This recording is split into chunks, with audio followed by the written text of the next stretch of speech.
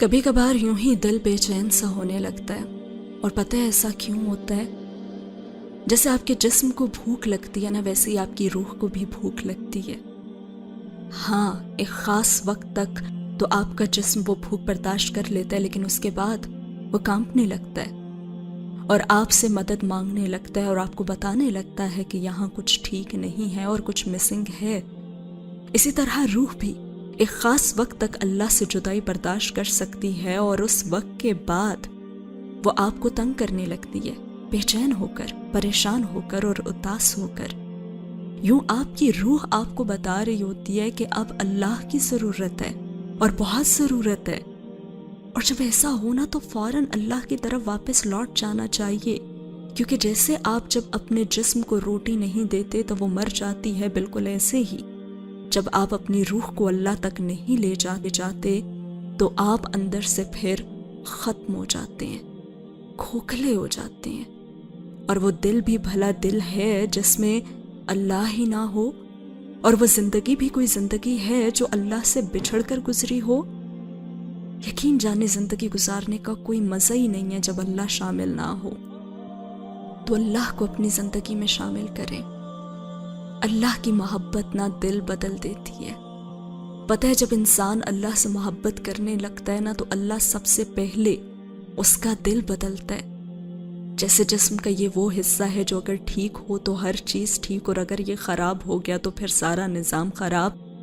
تو اللہ سے محبت جب آپ کریں گے نا تو اللہ سب سے پہلے دل ہی بدلے گا، اور ایسے اللہ دل بدلتا ہے کہ دل پھر سارے راز اور ساری پوشیدہ باتیں سمجھنے لگ جاتا ہے۔ جو کسی کو نظر نہیں آتا نا وہ بھی دیکھنے لگ جاتا ہے، اور جو کسی کو سنائی نہیں دیتا نا اللہ کی وہ باتیں بھی دل سننے لگتا ہے۔ اللہ کی محبت میں ہوتی طاقت اتنی زیادہ ہے، بہت طاقت ہوتی ہے۔ اللہ کی محبت آپ کو نا ٹرانسفارم کر دیتی ہے اور بالکل نیا انسان بنا دیتی ہے۔ ایسا انسان جو ہر چیز میں اور ہر انسان میں پھر اچھائیاں ڈھونڈنے لگتا ہے، پازیٹیوٹی اس میں بہت آ جاتی ہے۔ پہلے جو ہر چیز اسے بری لگتی تھی اور اس میں برائیاں ہی نظر آتی تھیں، اب اس کا دل جو ہے نا وہ ہر انسان میں اچھائیاں ڈھونڈنے لگتا ہے۔ ایسا انسان جو برائی میں بھی مصلحت تلاش کرنے لگتا ہے، اور ایسا انسان جو مشکلات کے باوجود بھی اچھے دنوں کی امید رکھتا ہے۔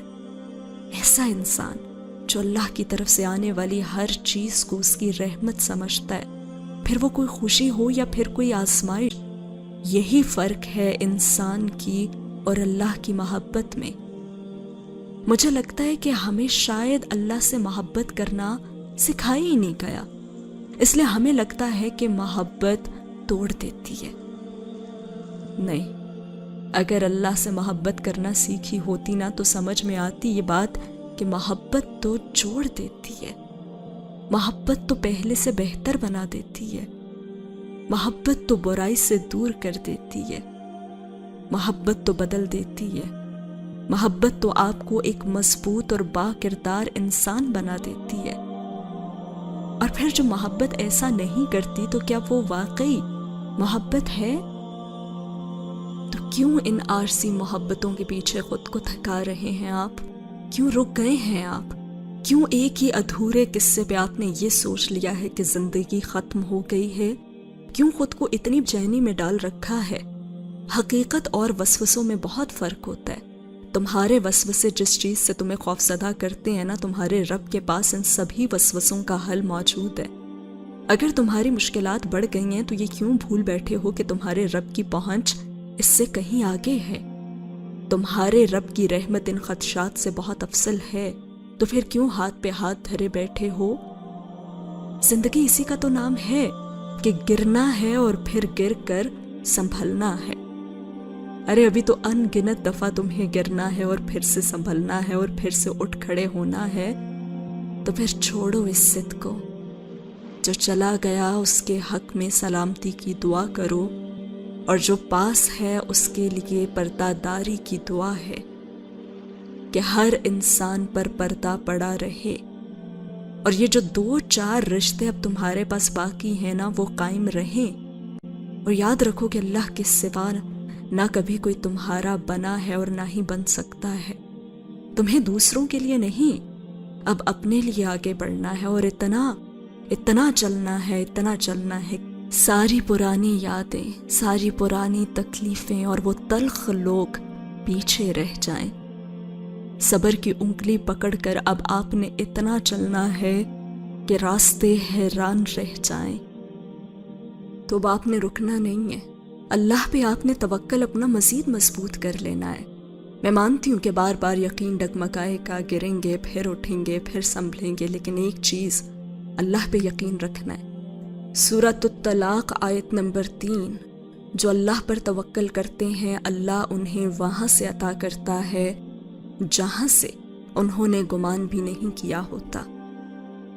تو حالات کتنے ہی مشکل کیوں نہ ہو جائیں، فیصلے تمہارے اختیار سے کتنے ہی باہر کیوں نہ چلے جائیں، لیکن ہمیشہ یاد رکھنا کہ تمہارے اللہ نے سب سنبھال رکھا ہے، اور اس نے ہمیشہ ایسے ہی سب سنبھالے رکھنا ہے، تمہیں بھی اور تمہارے معاملات کو بھی.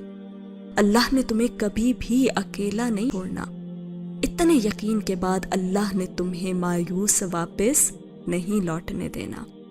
بہت کچھ ہے جو تمہارے انتظار میں ہے، بہت کچھ ہے جو اللہ نے آخر میں بدل دینا ہے، بہت کچھ ہے جو تمہیں ملنا ابھی باقی ہے، یہ اختتام نہیں ہے. بہت کچھ ہے جو مکمل ہو جانا ہے اور تم نے تو بس دیکھتے ہی رہ جانا ہے. ابھی تو تمہیں اس توکل کا اجر ملنا ہے جو تم نے نا امیدی کی ہر حد کو توڑ کر کیا ہے، صرف اور صرف اپنے اللہ کے لیے. اللہ نے کن کہہ دینا ہے، اور اللہ کے کن سے کیا نہیں ہو سکتا. چیزیں ہمیں دیکھنے سے مشکل لگتی ہیں کیونکہ ہم انہیں اپنی طاقت کے لحاظ سے دیکھتے ہیں، اس لیے اکثر ہم جلدی مایوس ہو جاتے ہیں اور ہمت بھی ہار بیٹھتے ہیں، کیونکہ ہم انہیں اللہ کی نظر سے اور اس کی طاقت سے نہیں دیکھتے.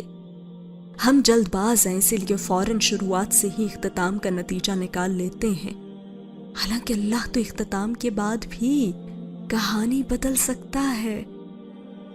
اللہ تو جہاں سے اور جب چاہے کہانی کا رخ کسی بھی سمت کو موڑ سکتا ہے. بس یہی تو یقین ہوتا ہے، اور یہیں تو یقین رکھنا ہوتا ہے جب کچھ بھی ہماری مرضی کے مطابق نہ ہو رہا ہو، کیونکہ وہ پھر بھی اللہ کی مرضی کے مطابق تو ہو رہا ہوتا ہے اور ہمیں ہماری مرضی کی طرف ہی لے جا رہا ہوتا ہے. تو یہیں پہ تو آپ نے یقین کرنا ہے، یہیں پہ تو یقین رکھنا ہے آپ نے جب کچھ بھی آپ کی مرضی کے مطابق نہیں ہو رہا ہوگا، کیونکہ پھر وہ اللہ کی مرضی کے مطابق ہو رہا ہوگا اور ہمیں ہماری مرضی کی طرف ہی لے جا رہا ہوگا. یہ بات سمجھنے کی ضرورت ہے. تو پھر یہ بھول جائیں کہ آپ سے کیا ہو سکتا ہے اور کیا نہیں، بس یہ سوچیں کہ آپ کے اللہ سے کیا نہیں ہو سکتا. آپ اپنی طاقت کو دیکھ کر نہیں مانگو، بلکہ آپ اللہ کی طاقت کو دیکھ کر مانگو اور یہ یقین رکھ کر مانگو کہ اس کا ایک کن کائنات کی ہر رکاوٹ پر بھاری ہے. اس کا ایک کن اپنے اندر دو جہانوں کی طاقت کو سمیٹے ہوئے ہے. اس کے لیے کچھ بھی ناممکن نہیں ہے، کچھ بھی نہیں.